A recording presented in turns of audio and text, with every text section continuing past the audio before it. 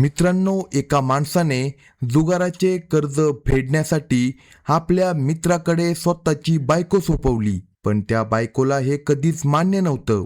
ही घटना महाराष्ट्रामधील नाशिक जिल्ह्यात घडली होती. या घटनेमध्ये एका माणसाने आपल्या मित्राकडे स्वतःच्या बायकोला सोपवलं आणि त्यानंतर त्या मित्राने त्याच्या बायकोसोबत तिला भोंगळ करून अत्यंत लज्जास्पद आणि भयंकर असं कृत्य केलं. मुद्दा फक्त एवढा नव्हता की त्या माणसाने आपल्या बायकोला मित्राच्या हवाली केलं, पण त्या मित्राने त्याच्या बायकोसोबत अत्यंत अमानुष वागणूक आणि अत्यंत वेदनादायक वेदना तिला दिल्या होत्या. आणि ही गोष्ट एवढ्यावरच थांबली नव्हती. या माणसाने एक नव्हे, दोन नव्हे, तर अनेक लोकांकडून कर्ज घेतलं होतं. कर्ज फेडण्यासाठी आणि कर्जातून काही सवलत मिळवण्यासाठी तो स्वतःच्या बायकोला इतर लोकांकडे पाठवू लागला. पण त्याच्या बायकोला मात्र हे मान्य नव्हतं.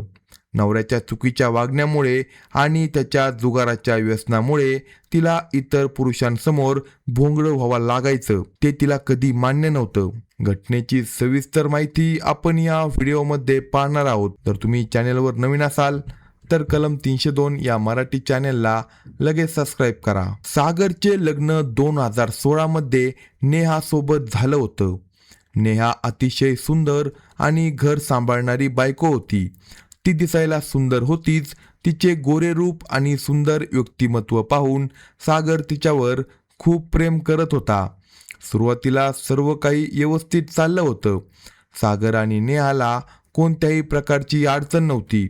त्यांच्या वैवाहिक जीवनात ज्या ज्या आनंदाची अपेक्षा एका नवरा बायकोला असते त्या सर्व गोष्टी होत्या. प्रत्येक नवरा बायकोला आपल्या आयुष्यामध्ये सुख समाधान मिळावे असेच वाटते. त्यामुळे सागर आणि नेहाच्या आयुष्यात देखील सुरुवातीला भरपूर आनंद होता. सागरने आपली संपूर्ण कमाई आणि आपला जास्तीत जास्त वेळ बायको नेहाला द्यायला सुरुवात केली. याच काळामध्ये नेहा गर्भवती झाली. पण मित्रांनो, असं म्हणतात की आयुष्यात सुख किंवा दुःख कायम राहत नाही. कधी आनंदाचे दिवस येतात तर कधी दुःखाचे दिवस देखील येतात. नेहाच्या आयुष्यात मात्र असे दुःख आले ज्याची तिने कधी स्वप्नात देखील कल्पना केली नव्हती.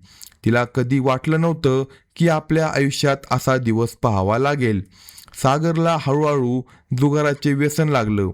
तो आपल्या मित्रांसोबत जास्त वेळ घालवू लागला.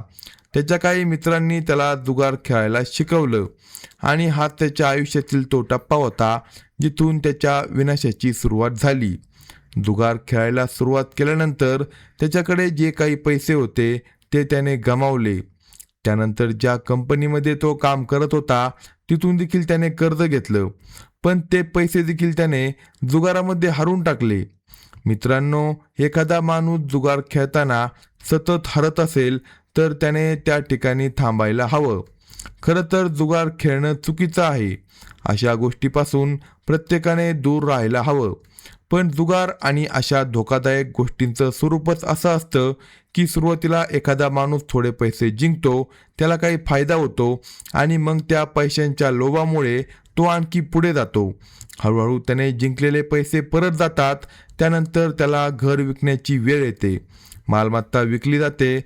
जवळचं सर्व काही संपतं, पण मनात एकच विचार असतो, फक्त एक शेवटचा डाव जिंकला की सगळे पैसे परत मिळतील. आणि एका डावाच्या आशेने तो पुन्हा पुन्हा हरत जातो आणि शेवटी अशी वेळ येते की तो स्वतःच्या बायकोचे देखील आयुष्य जुगारात पणाला लावतो. मित्रांनो, महाभारतात देखील पांडवांनी द्रौपदीला जुगारात गमावलं होतं.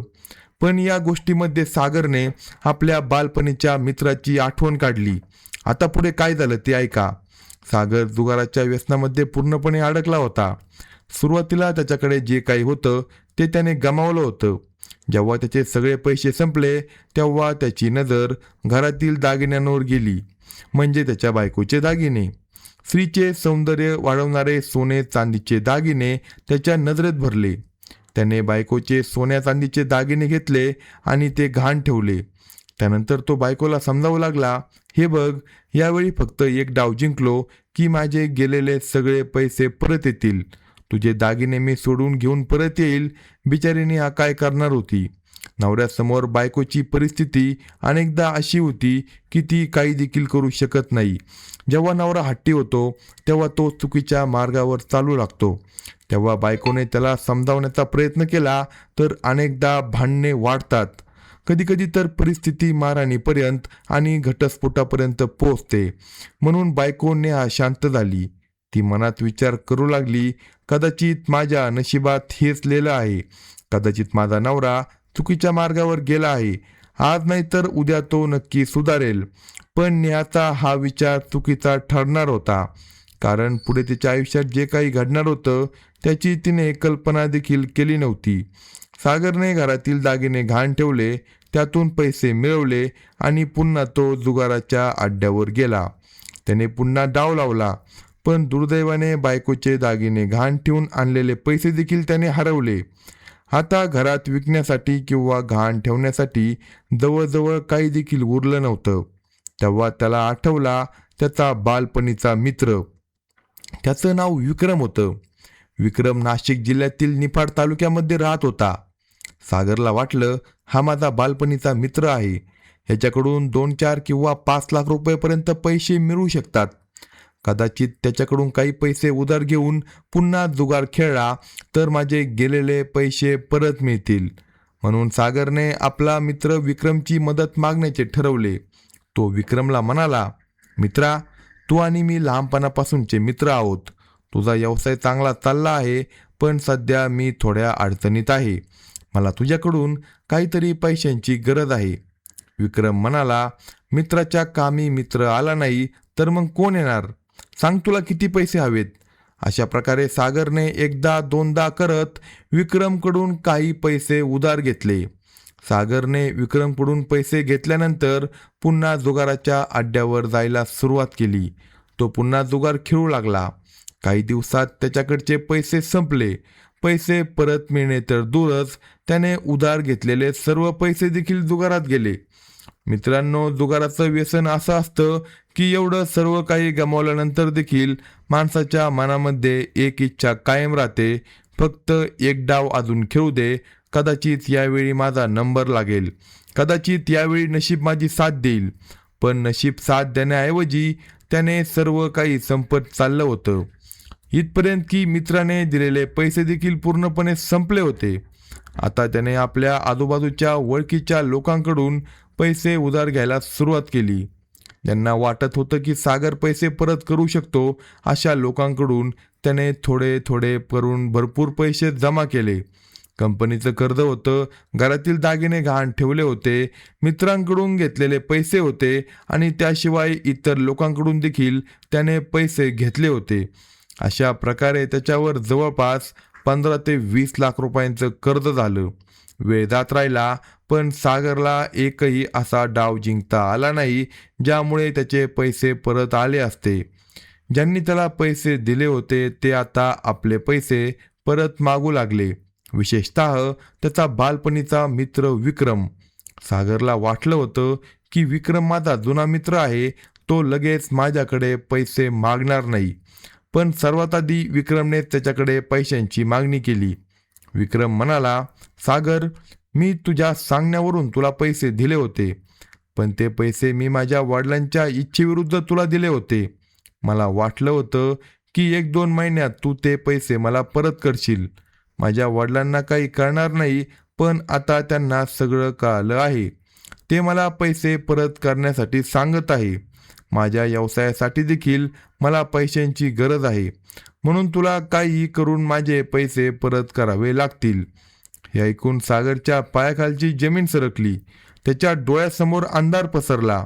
तो विचार करू लागला, मी आता काय करू? विक्रमचे पैसे कुठून परत देऊ? पैसे देण्यासाठी त्याच्याकडे कोणताही मार्ग उरला नव्हता. जुगार खेळण्यासाठी देखील त्याच्याकडे आता पैसे उरले नव्हते. अगदी घर खर्चासाठी देखील पैसे आता कमी पडू लागले होते. हळूहळू त्याला जाणू लागलं की त्याने आयुष्यात खूप मोठी चूक केली आहे. त्याच्या या चुकीमुळे त्याचे संपूर्ण आयुष्य उद्ध्वस्त झालं आहे. पण आता काय करावं आणि काय करू नये हेच त्याला समजत नव्हतं. 2016 पासून 2024 पर्यंतचा हा काळ होता. 2016 ते 2020 पर्यंत सागर आणि नेहाचं वैवाहिक आयुष्य व्यवस्थित चाललं होतं. पण 2020 नंतर सागरला जुगाराचं व्यसन लागलं आणि परिस्थिती हळूहळू बिघडत गेली. आता 2024-2025 चा काळ आला होता. सागरला आपल्या कर्जाची परतफेड करायची होती. 25 जानेवारी 2025 रोजी सागरने आपला मित्र विक्रमला सांगितलं, मित्रा, माझ्याकडे पैसे नाही, पैशांची कोणती देखील व्यवस्था होत नाही, पण जर तू तयार असशील तर माझ्याकडे एक मार्ग आहे. त्या मार्गाने तुझे पैसे वसूल होतील आणि माझं कर्ज देखील कमी होईल. पण मी तुला जे सांगणार आहे त्याचा शांतपणे विचार कर. तुला हा व्यवहार योग्य वाटला तर ठीक, नाहीतर काही हरकत नाही. विक्रमला सागरची संपूर्ण परिस्थिती माहीत झाली होती. त्याला माहीत होतं की सागर जवळजवळ पूर्णपणे कंगाल झाला आहे. म्हणून तो सागरवर वारंवार पैसे परत करण्यासाठी दबाव टाकत होता. तो म्हणत होता, काही पण कर, घर विक, जे काही तुझ्याकडे आहे ते विक, पण माझे पैसे मला परत दे. तेव्हा सागरने एक अत्यंत घृणास्पद आणि भयंकर असा प्रस्ताव ठेवला. तो म्हणाला, मित्रा, माझ्याकडे पैसे नाही, पण पैशांच्या बदल्यात तू माझ्या बायकोचा गैरफायदा घेऊ शकतो. माझ्या बायकोमुळे तुझे कर्ज वसूल होत असेल तर मी त्यासाठी तयार आहे. कारण विक्रमने सागरच्या बायको नेहाला यापूर्वी देखील पाहिलं होतं. नेहा अतिशय सुंदर आणि सुसंस्कृत अशी महिला होती. तिचं व्यक्तिमत्व खूप आकर्षक होतं. विक्रम जेव्हा कधी सागरला भेटायला यायचा आणि नेहाला पाहायचा तेव्हा तिच्या सौंदर्याची स्तुती करायचा. तो सागरला म्हणायचा, अरे सागर, तुझ्यासारख्या नशीबवान माणसाला अशी बायको मिळू शकते. तुझ्यासारखी सुंदर बायको मिळाली तर माझं आयुष्य धन्य होईल. एवढी चांगली आणि घर सांभाळणारी बायको मिळणं ही खूप मोठी गोष्ट आहे. विक्रम नेहाच्या सौंदर्याची सागर समोर अनेकदा स्तुती करत असायचा. नेहा मात्र या गोष्टींकडे कधीही चुकीच्या नजरेने पाहत नव्हती. तिने विक्रमच्या बोलण्याला कधी देखील प्रोत्साहन दिलं नव्हतं. ती एक साधी, सुसंस्कृत आणि घर सांभाळणारी महिला होती. पण आता तिच्यासमोर असं काही घडणार होतं ज्याची तिने कधी स्वप्नात देखील कल्पना केली नव्हती. जेव्हा सागरने स्वतःहून विक्रमसमोर हा प्रस्ताव ठेवला तेव्हा विक्रमला आपल्या मनातील इच्छा पूर्ण होणार असल्यासारखं वाटलं. ज्या स्त्रीला तो फक्त दुरून पाहत होता आणि जिच्यापर्यंत पोहोचणे त्याला अशक्य वाटत होते, ती स्त्री आता त्याच्याकडे येणार होती. सागरने विक्रमला स्पष्टपणे सांगितलं, माझ्या बायकोचा गैरफायदा घेऊन जर तुझे कर्ज वसूल होत असेल तर मी तिला तुझ्याकडे पाठवायला तयार आहे. सागरने हा निर्णय घेताना आपल्या बायकोला एकदा देखील विचारलं नव्हतं. विक्रमने हे ऐकल्यावर त्याला विश्वासच बसला नाही. तो म्हणाला, भाऊ, तू माझी थट्टा तर करत नाही ना? मला अडकवण्याचा प्रयत्न तर करत नाही ना? सागर म्हणाला, नाही मित्रा, तू मला 8 लाख रुपये दिले आहे. आता माझ्याकडे ते कर्ज फेडण्यासाठी पैसे नाही. म्हणून मला वाटतं की माझ्या बायकोमुळे तुझं कर्ज वसूल होऊ शकेल. मी तुला फसवत नाही. मी जे सांगतोय ते पूर्णपणे खरं आहे. म्हणून माझ्या बोलण्यावर विश्वास ठेव. तेव्हा विक्रम म्हणाला, ठीक आहे, तू तुझ्या बायकोला घेऊन माझ्याकडे ये. नाशिक जिल्ह्यातून तू माझ्याकडे ये. मी तुमची वाट पाहत आहे. इकडे सागर देखील आनंदी झाला. त्याला वाटलं, चला, बायकोच्या बदल्यात माझं कर्ज कमी होईल. 8 लाखांचं कर्ज त्याच्यासाठी खूप मोठं होतं. म्हणून तो घरी गेला आणि नेहाला म्हणाला, तयार हो, आपल्या मित्राकडे जायचं आहे. पण तिला तो सत्य काही सांगत नव्हता. तो तिला कुठे घेऊन जात आहे आणि कशासाठी घेऊन जात आहे याची नेहाला अजिबात कल्पना नव्हती. बिचारी नेहा नवऱ्याच्या बोलण्यावर विश्वास ठेवून तयार झाली. तिला विक्रम एक चांगला माणूस वाटत होता. तिला माहीत होतं की तिच्या नवऱ्याची आणि विक्रमची खूप जुनी आणि घट्ट मैत्री आहे. म्हणून ती निश्चिंत होती. तिला वाटलं होतं की आपण नवऱ्याच्या मित्राकडे काही काळासाठी जात आहोत. मित्राच्या घरी जाणं ही काही नवीन गोष्ट नाही. आपणही आपल्या मित्रांच्या घरी जातो. कधी काही तास राहतो तर कधी 1-2 दिवस राहतो. एकत्र जेवतो, गप्पा मारतो आणि पुन्हा घरी परततो. पण याचा अर्थ असा कुठं आहे की एखाद्या मित्राने आपल्या बायकोचा दुसऱ्या मित्रासमोर गैरफायदा घ्यायला परवानगी द्यावी? ही गोष्ट पूर्णपणे लज्जास्पद आहे. मानवी सन्मानाच्या विरोधात आहे. कोणताही संवेदनशील माणूस अशा कृत्याचे समर्थन करू शकतच नाही. आता पुढे काय झालं ते ऐका. नेहा तयार झाली आणि नवऱ्यासोबत नाशिक जिल्ह्यातून निघाली. तिने नवऱ्याला कोणताही प्रश्न विचारला नाही. तिला अजिबात कल्पना नव्हती की तिचा नवरा तिला कुठे आणि कशासाठी घेऊन जात आहे. नेहा आपल्या नवऱ्यासोबत नाशिक जिल्ह्यातून निघून विक्रमच्या घरी पोहोचली. संध्याकाळ झाली होती. सागरने नेहाला विक्रमच्या घरी सोडले आणि स्वतः बाहेर जाण्याचे कारण सांगून तिथून निघून गेला. बायको नेहाला अजिबात संशय आला नाही. तिला वाटलं सागर काही कामासाठी बाहेर गेला आहे आणि तो थोड्या वेळाने परत येईल. पण बराच वेळ झाला तरी सागर घरी आला नाही. रात्र झाली. नेहा आता विक्रमच्या घरी एकटीच होती. तेव्हा विक्रमने तिला आपल्या बेडरूममध्ये बोलावलं आणि तो नेहाशी अत्यंत चुकीच्या पद्धतीने बोलू लागला. नेहाला त्याच्या बोलण्याचा अर्थ समजताच तिच्या पायाखालची जमीनच सरकली. तिला विश्वासच बसत नव्हता की तिच्या नवऱ्याचा जवळचा मित्र तिच्यासोबत असं बोलत आहे. नेहा म्हणाली, विक्रम, तुझी बुद्धी ठिकाणावर आहे ना? तू शुद्धीत आहे का? तू कोणाशी बोलतो हे तुला माहीत आहे का? मी तुझ्या मित्राची बायको आहे, तुझी बायको नाही.